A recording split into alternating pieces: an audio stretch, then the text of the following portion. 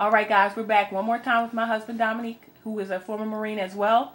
He's going to be talking about how to transition from from active duty to civilian successfully, because there are so many people that say they want to get out but don't know how to do it the right way. He's going to offer a few tips for you guys. So I guess you just jump right into it. What advice would you have somebody that says, you know, I'm done with the military, I've served my country, I'm ready to get out, I'm ready to go back?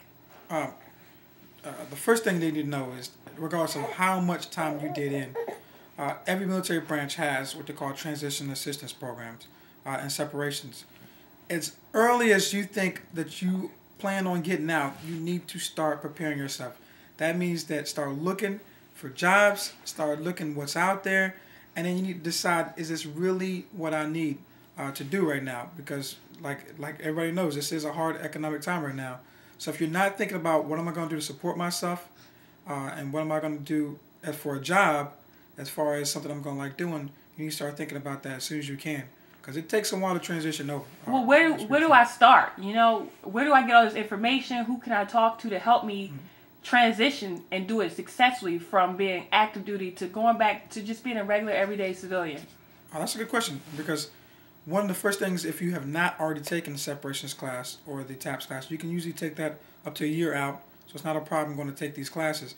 But on base, there's always a separations building or a transition program building that shows you how to get out, and they have a whole lot of information. I'm talking about ranges of information on what you need to do and what stuff that you can look forward to, as far as jobs postings, as well as benefits stuff that you can still claim, and some of your medical stuff that you don't think about, that, hey, you need to start getting ready for some of these medical stuff. What does that mean? What kind of medical stuff should I be getting When I say ready medical for? stuff, I mean Veterans Affairs, the VA office.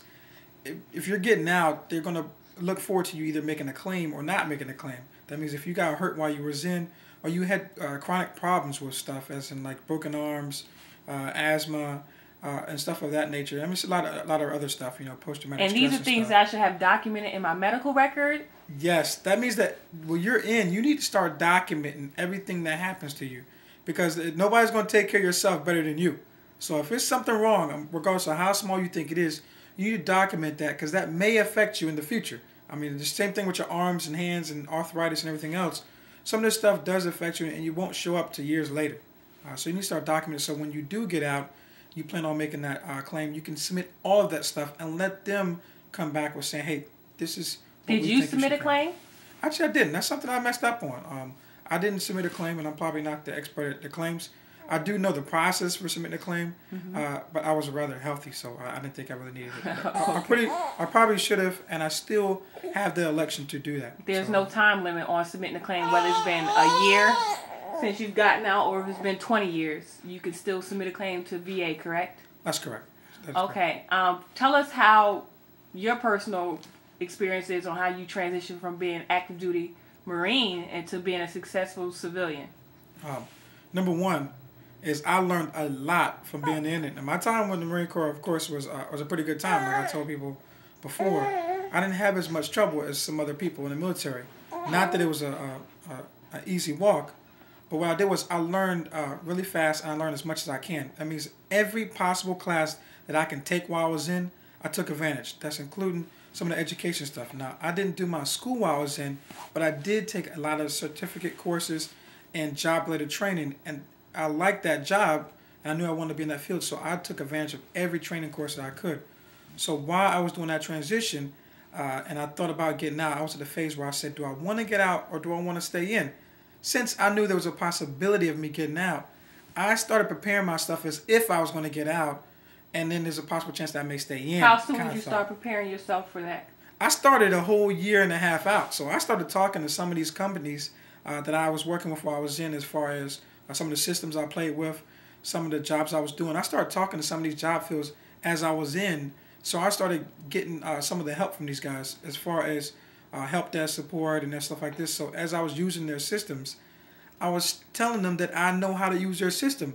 And I was asking them, how do I get a job like this on the outside?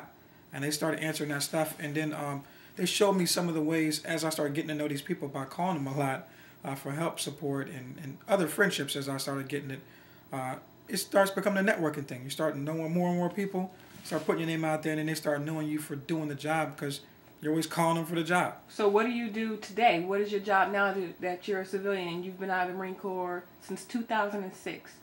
I did my job in the Marine Corps was a 3112, which is a traffic management specialist, which is now distribution management specialist. What does that do? What do they do? That is, regardless of people think that's like a traffic guard or something.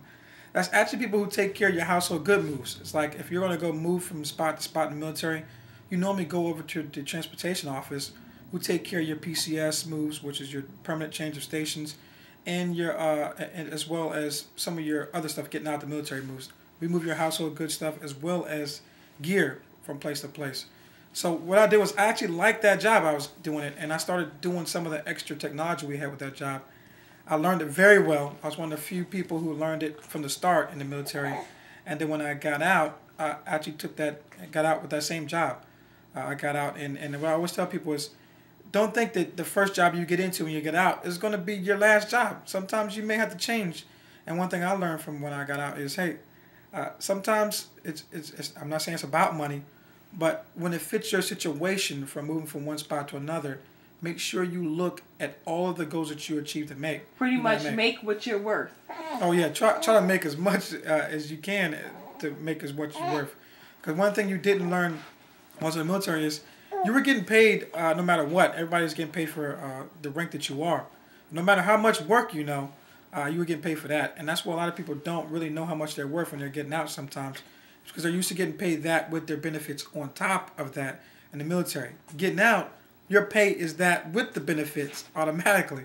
So you got to think about that. You were getting benefits in the military that you weren't absolutely seeing that pay coming out. So when you're getting out and asking for the right amount of check, you need to think about how much it's going to cost me to get medical insurance for myself and for my family and other stuff like that.